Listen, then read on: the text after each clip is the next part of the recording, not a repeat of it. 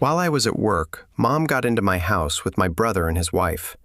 Together, they discussed future renovations and who should live there, like they owned the place.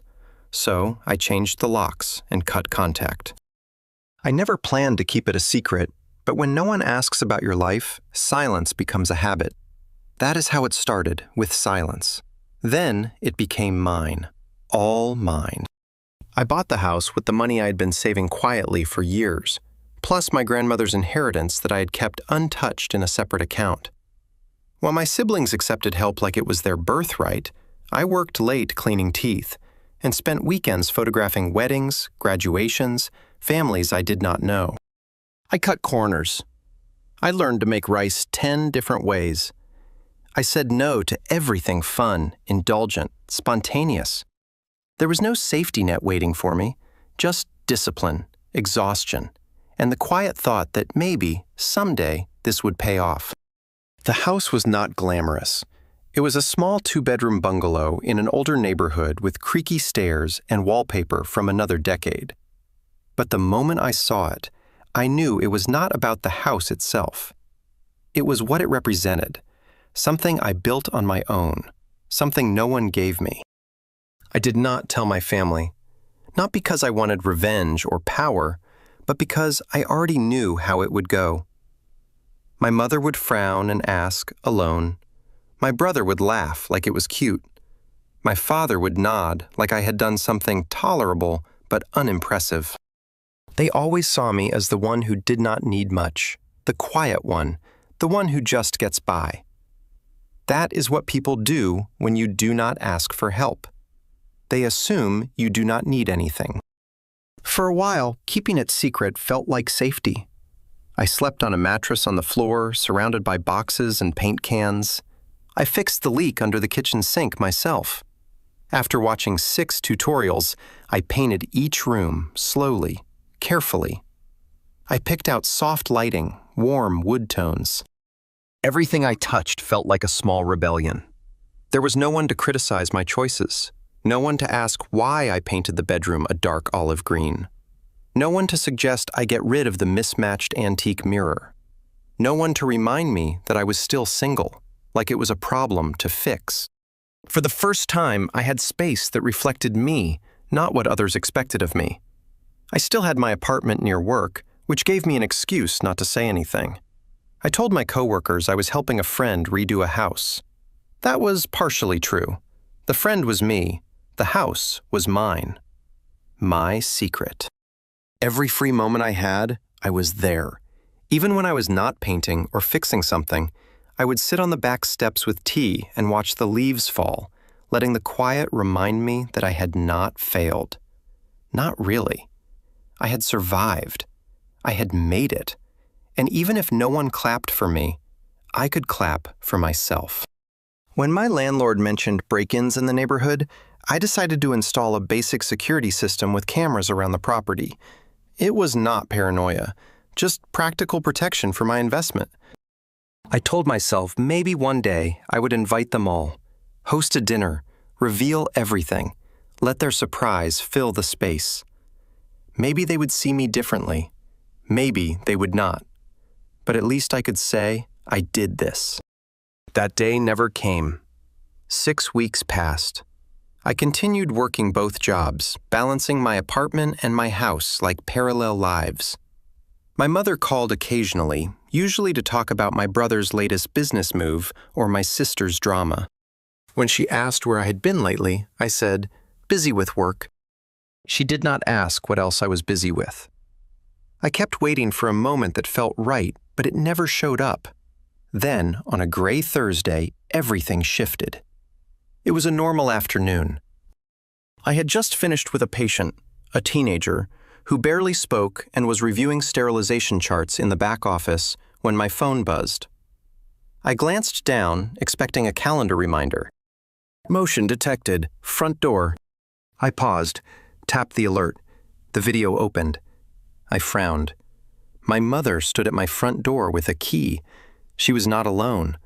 My brother's wife stood behind her holding a reusable shopping bag, and behind them, a third woman, someone I did not recognize, blonde, dressed in business casual, holding a folder. I watched, frozen. My mother unlocked the door like she had done it 100 times. They stepped inside, laughing, chatting. The stranger turned and said something I could not make out, and my mother gestured grandly toward the living room. It took a full minute before I realized what was happening. She was giving them a tour of my house, with my key, without my permission. My chest tightened, my skin prickled. I suddenly remembered 3 weeks ago when I had the flu and could not drive myself to urgent care. I had called my mother. She had driven me, stayed while I got treated, then took me home to the apartment. I had been so foggy from fever that when she offered to grab my house keys just in case you need anything picked up, I had barely registered handing them over. I never asked for them back. I lowered the volume and watched the video, stuttering slightly as they moved from room to room. My house, my walls, my furniture, my refuge. They had walked right in like it belonged to them. I kept watching. They walked through the hallway like they were shopping. My mother's voice floated through the audio saying, "The natural light in this room is lovely in the mornings." She opened the curtains I had just hemmed last week. My sister-in-law nodded, murmured something. The stranger, who I now realized had to be a real estate agent, jotted notes on a clipboard. They stopped in the kitchen. My kitchen.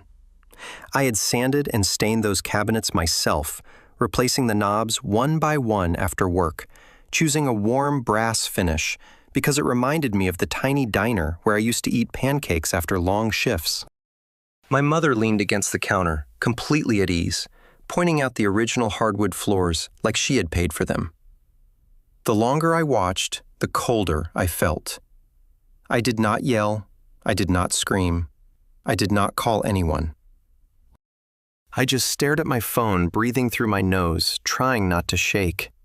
When they reached the second bedroom, the one I was planning to turn into a small studio for photo editing, the agent gestured to the walls, speaking clearly, saying with a fresh coat of paint and maybe updated blinds, this could be a perfect nursery.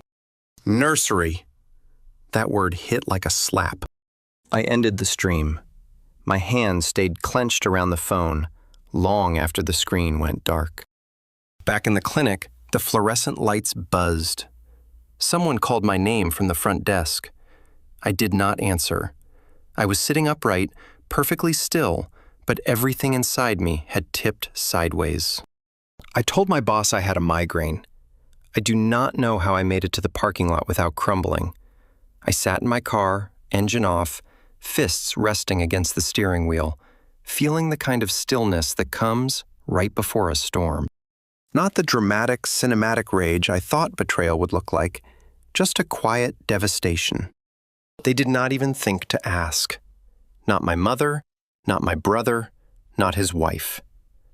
The idea that someone had entered my space, that someone had walked across my floors, opened my drawers, breathed in the scent of my soap without permission, made my skin feel foreign. By the time I got there, they were gone. Everything looked exactly as I had left it, but it did not feel the same. I stood in the doorway, staring at the worn doormat, wondering how long they had been planning this, how many times she had intended to come back. Had she been waiting for the right moment to tell me her plan? I went through every room, one by one, like I was searching for proof. A cushion out of place, a drawer slightly open, a missing glass. Nothing was obviously disturbed, but it all felt touched, violated, like someone had been pretending to be me while I was not looking. In the living room, I spotted something on the console by the window. A piece of paper folded neatly in half. I picked it up. It was my mother's handwriting, slanted, purposeful, written in blue pen on the back of a grocery store receipt. This place is far too big for you. Think about what is really practical. You will understand one day. No greeting, no signature, no apology, just that. My throat tightened. I stood there with the note in my hand and realized she did not see it as mine. None of them did. In their eyes, I was just borrowing time, holding on to something until someone more deserving, someone with a husband, maybe a baby, could take over. I slept at my apartment that night, not because it was closer to work, but because I could not stomach being inside walls that had been trespassed. The next morning, I skipped my usual shift at the clinic and drove straight to the house. I parked across the street, watching. I do not know what I expected. Someone slipping out with a duffel bag, a sign on the lawn. Nothing happened. Just silence. I texted my mother only 4 words. I need my key back. She replied 20 minutes later. I still have it from when you were sick. You should not be out there alone so much. We are just looking out for you. Looking out for me. I did not answer. I could not. I sat on the floor, legs pulled to my chest, and stared at the blank wall I had not decided how to decorate yet. There had been so many moments I had wanted to share with someone. How proud I felt the first time I fixed a leaky faucet. How warm the kitchen looked at dusk. How soft the bedroom was when it rained. But not like this. Not as a transaction. Not as a gift to be reassigned. Later that evening, I checked the camera history. There was one other entry I had not seen from just 4 days earlier. My mother alone, walking through with a measuring tape. My home had been a showroom, a secret she used for her own story. Maybe she thought I would not notice, or maybe she counted on me not saying anything like I always did. But I was not quiet anymore. I did not wait long. The next morning, I sat at the kitchen table of my apartment with the notes still folded in my pocket. My phone was on speaker. The screen lit up with her name. It rang twice before she answered. "You are up early," she said, her voice light like we were picking a brunch spot. "I saw the camera footage," I said flatly. There was a pause. Not long, just enough for her to decide how she would play it. "Oh," she said, "I figured you might eventually. You used a key I gave you for an emergency. You entered my house without permission. You brought people with you and you left a note." A sigh, the kind that always came right before the guilt trips. "You are making this bigger than it is." "No, you made it bigger the second you stepped inside." "I only went because your brother and his wife are going through a tough time. I thought it might help to see what is out there. And that place, it is lovely. But it is too much for just one person, do you not think?" There it was, the thesis, the sentence that summarized every subtle dismissal I had swallowed for years. "It is not too much for me," I said. "I bought it. I earned it. I live there." Another pause. I imagined her sitting at her kitchen counter, probably still in her robe, coffee half finished, not understanding why I was upset or pretending not to. "I know you worked hard," she said, like she was patting me on the head through the phone. "But it is not just about that. Houses are meant for families. It is a lot of space, a lot of responsibility. You are not even there full time, and with your schedule—" I cut her off. "You do not get to decide what I can handle." "I am not deciding. I am worrying." "No, you are controlling." She inhaled sharply, clearly offended. "Do not speak to me like that." "Then stop treating me like I am 10. She laughed, but it was tight, defensive. "I am your mother. I will always care what is best for you." Caring does not involve sneaking into someone's home and showing it to a real estate agent. Now her tone shifted. "She is not an agent. She is a friend. She works in staging. I just wanted an opinion." "You wanted an opinion on how to give away something that does not belong to you." She was just looking. Nothing was decided. "You are missing the point," I said, my voice rising. "You should not have been there at all." "She is pregnant," my mother said, like that excused everything. I blinked. "What?" "Your brother's wife. They have not told anyone yet. I should not have said it, but they are desperate. Their apartment is cramped and his business is not doing well. This house, it could be a real step forward for them." I stared at the wall, trying to process the weight of what she just dropped, like it was weather talk. "So you walked into my home and imagined a future where I just handed it over. It is not about taking anything from you. Then what is it about?" She went quiet, and then softly said, "You are alone. You have no partner, no children. You work too much. I thought maybe you would see that this is not practical long-term, that it does not have to be yours forever." I pressed my thumb against the corner of the table, grounding myself. "Let me say this clearly," I said. "That house is mine. I paid for it. Every nail, every tile, every chipped bit of paint. It is not temporary. It is not transitional. It is not waiting to be handed off to someone you think is more deserving. You are being dramatic." "No, I am being firm." "You are throwing away your family over a house." "No," I said, "you are threatening to throw me away because I finally claimed something of my own." The line went silent for several seconds. Then she spoke low and sharp. "You have always been difficult." I almost laughed. "No, I have always been quiet. That is different. I hope you can live with this choice." "I have been living with your choices my whole life. I think I will be fine." I hung up before she could reply. My hands were shaking, but I felt strangely calm. The kind of calm that only comes after a storm you did not start, but finished. I expected an explosion afterward. Messages, calls, accusations, but there was nothing. Hours passed, then a day, then 2. Not even my brother reached out. For a moment, I wondered if I had gone too far, if I should have been softer. But then I pictured my mother standing in my hallway with a stranger, smiling like she owned the place, like I was just someone who got in the way. No, that door needed to be closed this time. By me. I booked the locksmith the next morning. There was no hesitation, no second guessing. I did not even wait for the weekend. I called from the back of the dental clinic during lunch, chewing on a protein bar while holding the phone between my shoulder and cheek. The woman on the line said she could have someone there by noon the next day. I told her I would take off work. It was the most satisfying call I had made in months. I arrived early. The locksmith was a man with calloused hands and a voice like gravel. He did not ask questions, just nodded when I said, "Full change, all exterior locks." I watched him work, standing a few feet away like it was a medical procedure, as if staying close might make it feel more final, more mine. When he handed me the new keys, I held them like something sacred. "Only you with copies?" he asked. "Yes," I said. "Only me." That night, I slept at the house again, mattress on the floor, surrounded by soft shadows and silence. But this time, the quiet did not feel so vulnerable. It felt earned. I did not hear from anyone for 4 days.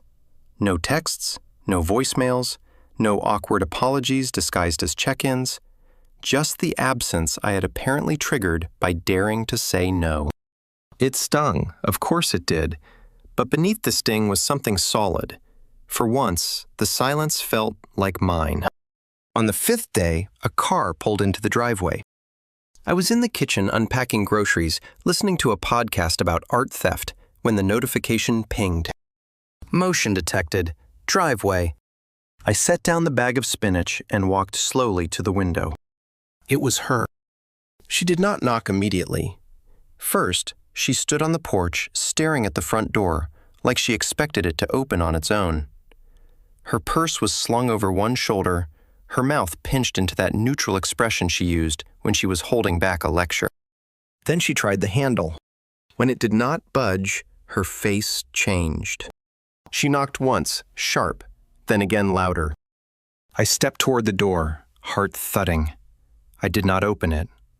I spoke through the wood. "You do not have a key anymore." A pause. "I figured," she said, her voice flat, unreadable. I waited. "I just wanted to talk." We are talking through the small glass panel beside the door. I saw her shift her weight. She looked smaller, somehow less certain. Maybe it was the barrier. Or maybe it was just the first time I had refused to make it easy. "I know you are angry," she said. "I am not angry. I am done being quiet." Another silence. "I only ever wanted to help." No, you wanted control. That is not fair. It is not up for debate. I could hear her inhale, then speak with that carefully controlled tone she used during parent-teacher meetings and doctor's appointments. Your brother and his wife are going through something difficult. You do not know the whole picture.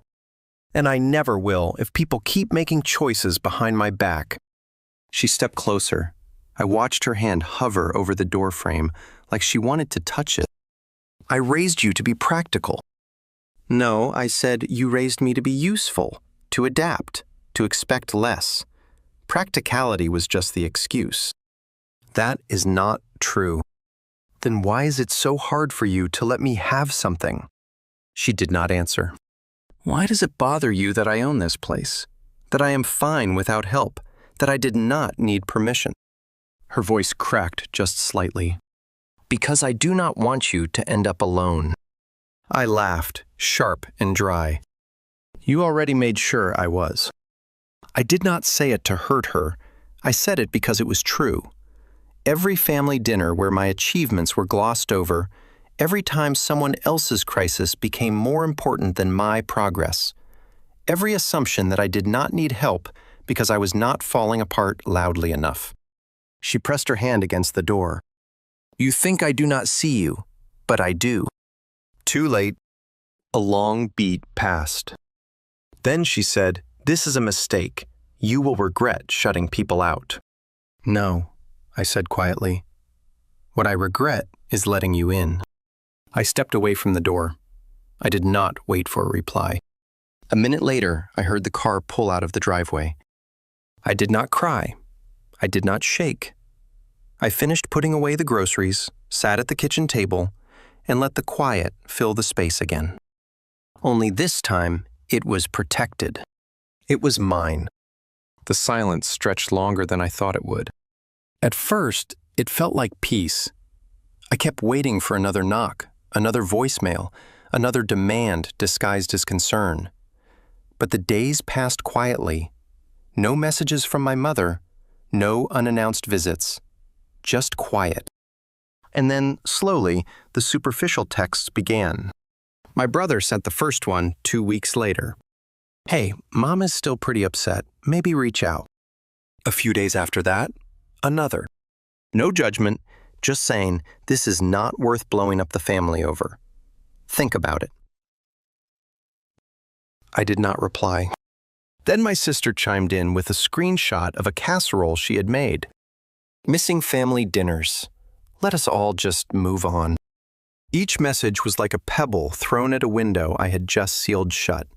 Not enough to break anything, just enough to remind me that they were still outside, waiting for me to come crawling back through the cracks. No one asked how I was. No one said that was wrong of her. No one wondered why I had felt so cornered. They just wanted me to undo the mess I did not create. So I stayed quiet. In the house, I found myself scrubbing baseboards that did not need scrubbing, reorganizing the kitchen drawers, folding and refolding towels. I replaced the doorbell, installed blackout curtains in the bedroom, ordered frames for photos I had taken but never printed. I hung them in the hallway. Sunrises, foggy streets, stray cats, images that felt like proof of a life I had built without applause. Some days I felt proud. Other days, I felt like a stranger in my own skin. Because the truth is, even when you choose distance, it does not mean you stop wanting to be chosen. I still woke up thinking I should check my phone for some real message, an acknowledgement, a sign that someone in that house remembered who I was outside of the role I had always played. But all I got were polite reminders to fall back into line. My days were full. Work at the clinic, editing photos late at night, errands, house projects. But the quiet in between felt sharper now. I had never been someone who needed a crowd. I liked stillness. But this stillness was not soft. It echoed. Sometimes I caught myself rehearsing conversations out loud, imagining what I would say if they actually apologized, what I would say if they did not, what I would do if my mother showed up again. I never landed on anything satisfying. One night, after a long day photographing a couple who could not stop bickering between poses, I came home and stood in the living room for a long time without turning on the lights. The house was silent, dim, familiar, and for the first time, it felt heavy. I sat on the couch and tried to remember the last time I had laughed with someone in this room. The last time someone sat across from me, just to talk, not to take, not to fix, just to be there. The thought pressed down on me, slow and suffocating. It was not that I regretted what I had done. I did not. But being right does not stop you from feeling alone. That night, I slept with the hallway light on, just one bulb, a small defiance against the dark. In the morning, I made strong coffee, pulled on a hoodie, and took my camera into the yard. The garden bed was half prepped, soil turned over, but no plants yet. I knelt and started removing weeds by hand, one by one, fingers cold in the morning air. It was not about the weeds. It was about taking control of what I could. The house had become my mirror, strong, unfinished, marked by effort. But even mirrors need light to reflect anything at all. I was beginning to realize I could not do everything in isolation, not forever. But I did not want false connection either. If someone was going to step inside this house again, it had to be someone who saw me, not someone who looked past me to imagine what I could be traded for. The texts from my siblings stopped after I did not respond for a week. I did not miss them exactly. I missed what they could have been, what we could have been, if they had ever truly made space for me to be more than the one who keeps quiet, who makes do, who disappears when convenient. I started sleeping full-time at the house after my lease ended. One night, as I sat on the back step sipping tea, the air turned brisk and sharp. I looked up and watched the sky shift. The moon was nearly full. I whispered into the dark, "You are not crazy for wanting more." It felt strange at first, then steady. I said it again, louder this time. "You are not crazy for wanting more." And for once, the silence that answered did not hurt. It agreed. She showed up on a Thursday, 3 weeks later, unannounced, holding a grocery bag in one arm and a bottle of red wine in the other. I opened the door, still wearing my cleaning gloves, one AirPod in, music humming faintly in my right ear. I blinked at her. "You did not text," I said. She raised an eyebrow. "You have not answered a text in almost a month. I figured you forgot how doors work." I did not. She held the bag up. "I brought food." There was no point arguing. She walked past me like she owned the place, which was the closest thing I had to comfort lately. I closed the door behind her and peeled off the gloves. In the kitchen, she started unpacking crackers, soft cheese, grapes, a container of something warm that smelled like roasted garlic. I leaned against the counter, arms crossed, watching her. "So," she said, slicing the foil on the wine bottle, "want to tell me what is going on? Or should we eat first and pretend you are totally fine?" "I am fine." She gave me a look. "Please, I have known you since before you knew what concealer was. You are not fine." I sighed, ran a hand through my hair, and grabbed 2 glasses.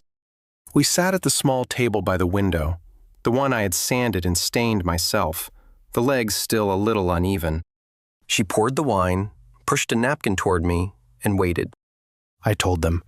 I finally said about the house. Sort of. She popped a grape in her mouth. Define sort of. They found out.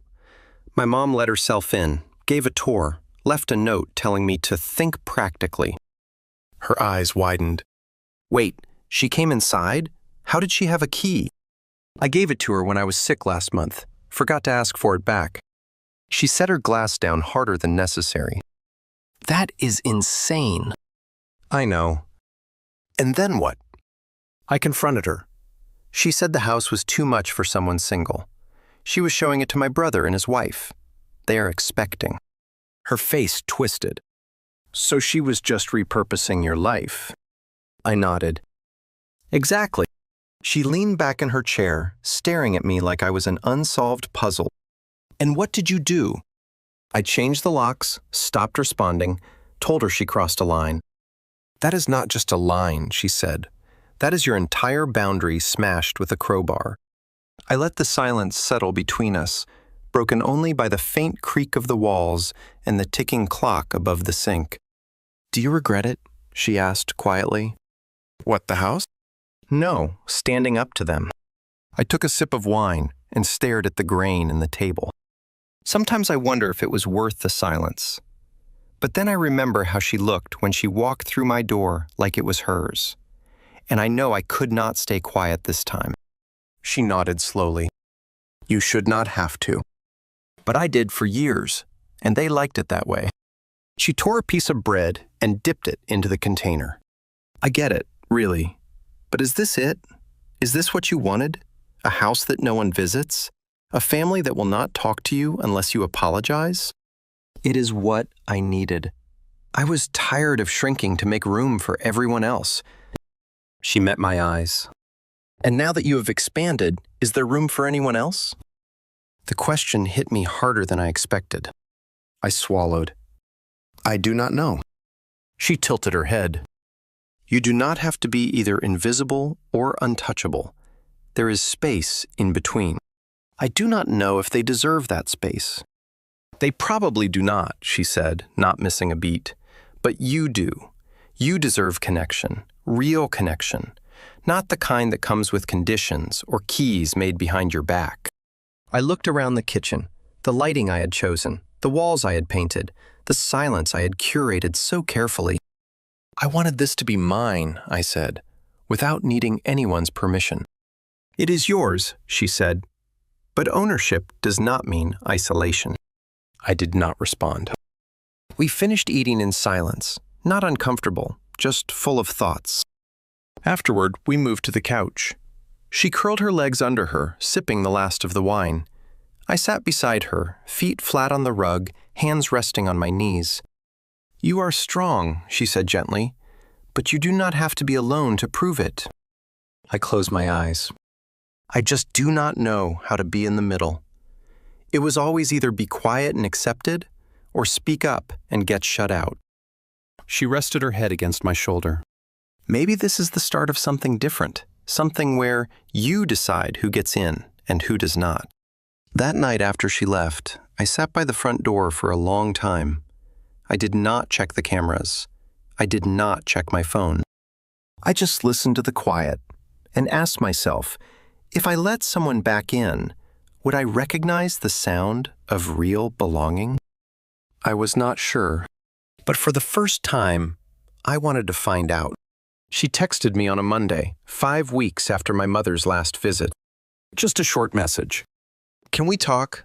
Just you and me, please?" I stared at the screen for a full minute. I had not heard from her since the last group dinner, weeks before the house incident. She had been quiet during the fallout. No messages, no defenses, no accusations, just silence. Now this. I thought about ignoring it, about letting the conversation die before it began. But something in the phrasing, "just you and me," landed differently. I replied, "Tomorrow, 5 at the house." She showed up right on time. She wore no makeup, no perfect hair, no curated outfit, just jeans, sneakers, and a loose gray sweater that made her look smaller than usual. I opened the door before she knocked. "Hi," she said carefully. I stepped aside and let her in. She walked in slowly, looking around like she was not sure if she was welcome. I gestured toward the kitchen and she followed. I offered her tea. She nodded. We sat for a moment. Neither of us spoke. She looked down at her hands, fiddling with the sleeves of her sweater. I waited. Finally, she took a breath. "I did not know she was going to do that," she said quietly. "Bring someone, the staging woman." I did not answer. She continued. "I asked her for help. That part is true, but not like that. I never asked her to take your house." I looked at her. Her face was pale, eyes tired, not performative, just raw. You asked her for help with what? I said. She hesitated, then leaned forward, elbows on the table. We are not doing as well as it looks, she said. Your brother's business is not stable. He took on some clients that did not pay out. We've been behind on rent for months. I blinked. She pushed her hair behind one ear. I did not want to ask anyone. He would not. His pride. Yeah, I said, more bitterly than I intended. That sounds familiar. I thought maybe she could co-sign something or help us refinance. But instead, she started pushing this idea about your place, about how it was too much house for you, about how it would be more useful for a family. That word again. She made it sound like you would not mind, she added softly. I scoffed. Of course she did. I did not know she had taken your key. I did not know she was showing it like it was already decided. I leaned back in my chair, pressing my fingertips together to keep my voice level. So you are saying it was her idea? I am saying it spiraled, and I did not stop it. That admission held weight. We sat in silence. My tea went cold. I wanted to come sooner, she said, but I did not know what to say. I did not want to lie, and I did not want to defend what she did. But I also could not just let you think I was fine with it. Were you? I asked. Her eyes met mine. No. I studied her face. I thought about all the years I had watched her slide into the family like a puzzle piece. How my mother praised her. How my brother was always the shining one. I had spent years assuming they lived in a world of clean answers and easy choices. And now here she was, fragile, messy, human. Why did you not ask me directly? I asked. She gave a weak smile. Because I assumed you would say no. I probably would have. I know. We both laughed once, a short, surprised breath of irony. I am not angry at you, I said after a pause, but I am not going to pretend it did not hurt. I do not expect you to, she said. I just wanted to stop pretending everything was fine. The sun was dipping low outside, streaks of orange cutting across the floor. The house felt still again, but not empty. She stood slowly. I will not come back unless you invite me. I mean that. I nodded. At the door, she turned. He is ashamed, she said. He will not say it, but he is. About the business, about not being able to provide the way he thought he would. I opened the door for her. I understand shame, I said, but it does not justify what happened. No, she agreed. It does not. She stepped outside, then stopped. For what it is worth, she said, your house is beautiful. This time, I believed her. And when I closed the door, it did not feel like I was shutting her out. It felt like I was closing something that finally had an ending. That night, I could not sleep. The house was quiet, but not in the soothing way I had come to love. It felt tight, like the walls were holding their breath. My conversation with her kept echoing, her voice soft, her eyes avoiding mine. The way she said, "He is ashamed." I sat on the couch long after midnight, sipping cold tea and thinking about him. My brother. The one who had always known exactly how to move through the world in a way I did not. Charming, loud when it served him, quiet when it did not. The one who never had to ask twice for anything. The one who somehow always had more room than the rest of us. I realized something that night. I had spent so long resenting how easily he received things that I had never stopped to wonder what he might be hiding behind that ease. It did not make what happened right, but it made it harder to flatten him into a villain. Still, that did not mean I wanted to forgive. It just meant I could not ignore the nuance anymore. The next morning, I walked into the second bedroom, my almost studio, and stood in the middle of the floor. The pale light was soft and even, just the way I had imagined when I first painted the walls. I stared at the space, thinking about how close I came to losing it without even realizing it. They had never seen me as permanent. That was what stung. Not just that they wanted the house, but that they thought I would step aside, that I would quietly move out like I had always moved out of the way of conflict, of attention, of inheritance. And my mother, God, it hit me then in a way it had not before. She probably thought she was helping. Twisted as it was, she did not think she was stealing. She thought she was correcting a mistake. A house in my name felt like a misplacement of resources to her, something unnatural, something to be fixed before it got out of hand. I sat on the floor and leaned against the wall, knees pulled up, forehead resting on my arms. This was the part no one talks about when they say boundaries are empowering. The part where you finally get what you want, and then realize how much you lost along the way. The house was safe now. I had secured it, locked it down, but I had not prepared for the hollowness that came after reclaiming it. The next few days passed slowly. My routines remained intact. Work, edits, errands, projects. But I moved through them like someone else was steering. Not sad exactly, but detached. The idea came quietly in the middle of a Tuesday. I was rinsing dishes when it struck. Not a lightning bolt, not a grand epiphany, just a quiet, measured thought. What if I invite them here? Not to surrender, not to smooth things over, but to set the terms. My terms. The house had become a symbol of everything. I had fought for autonomy, respect, space, and yet I had spent the last few weeks defending it from behind locked doors. I had not opened it with pride. I had hidden in it, protected myself. But maybe it was time to reclaim it in another way. I did not want to reconcile for the sake of performance. I did not want to hear excuses dressed up as affection. I wanted honesty, clarity, maybe even the beginning of something different.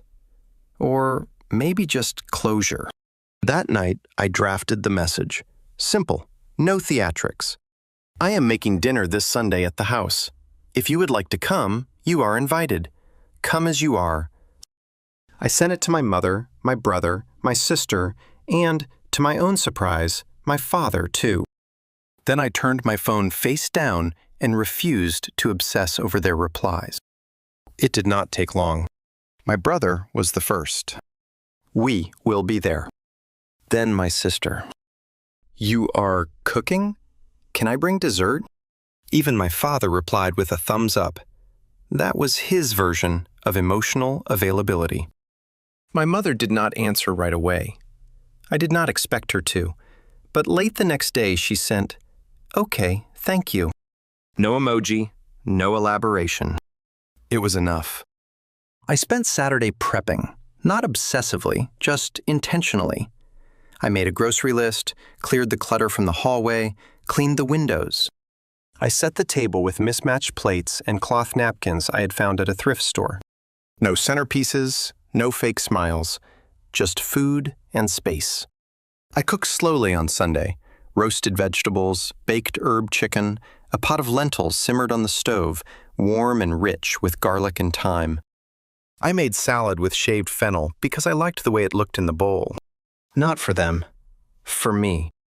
At 5:57, a car pulled up. I took a deep breath and opened the door before they knocked. My brother stepped in first, holding a bottle of wine. His wife followed, glancing around like she had not seen the place in daylight. My sister came next, wearing too much perfume and carrying a bakery box with a ribbon. My father came in quietly, hands in his jacket pockets. My mother was last. She hesitated on the threshold. I met her eyes, then stepped aside. "Come in," I said, calm, even. She entered without a word. The house filled slowly, shoes by the door, jackets on hooks. My brother wandered through the living room muttering, "You did all this yourself." His voice did not carry the usual edge. My sister ran her fingers along the windowsill and said, "This paint color is perfect." I just nodded. We sat down at the table as the sun dipped low. The lighting was soft, warm. I poured water into mismatched glasses and passed dishes around. No speeches, No tension yet. We ate. My brother asked about the new camera I had bought. My sister showed a picture of a friend's baby. My father said nothing, but kept reaching for more lentils.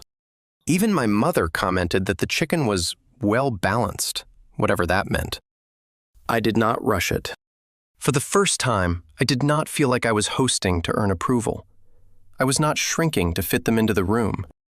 I had built this space, and now they were sitting inside it, on my terms. After dinner, I gave them a tour, the proper kind. "This is the guest room," I said. "The walls took 3 coats." In the kitchen, I pointed to the open shelves. I hung those by myself, twice, actually. The first time, they were not level. They smiled.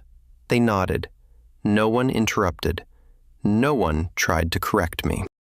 In the bedroom, my sister whispered, "It feels so calm in here." "It is," I said.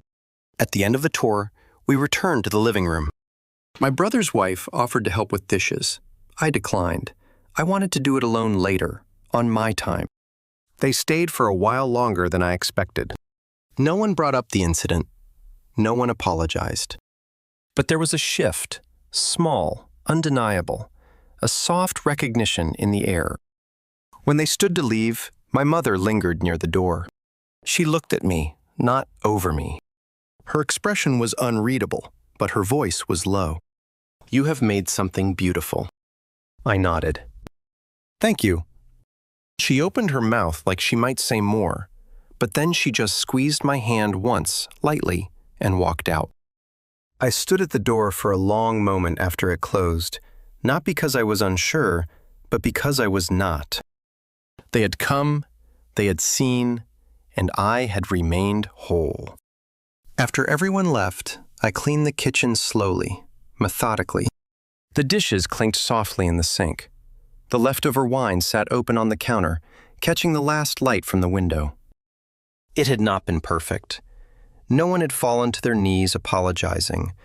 No one had delivered the speech I had sometimes imagined, the one where they acknowledged every moment I had been overlooked, every assumption they had made about my silence. But something had shifted. For the first time, they had been guests in my space instead of me being a visitor in theirs. They had asked about my choices instead of questioning them. They had seen what I had built instead of focusing on what they thought I lacked. It was a beginning. Maybe not the one I dreamed of, but one I could work with. The house felt different afterward. Still mine, but not defensive anymore, like it had exhaled. Over the following weeks, the texts started again, but they were different now. My sister sent a photo of a sunset from her apartment balcony, saying, "It made me think of your dining room lighting." My brother forwarded an article about small business photography trends, saying, "Thought you might find this interesting." Even my mother texted once asking, "How is the garden coming along?" Small gestures, nothing dramatic, but consistent in a way that felt intentional rather than obligatory. I did not respond to every message immediately. I was not performing gratitude or rushing to rebuild what had been broken. But I did not ignore them either. I was learning something new, that I could engage without disappearing, that I could set boundaries without building walls, that family could be something I participated in rather than something that happened to me. It would take time, maybe a long time. Trust does not rebuild overnight, and patterns that took years to form do not dissolve with a single dinner. But for the first time in my life, I felt like I had a choice in how this story continued. And that choice was mine to make, on my terms, in my house where I belong.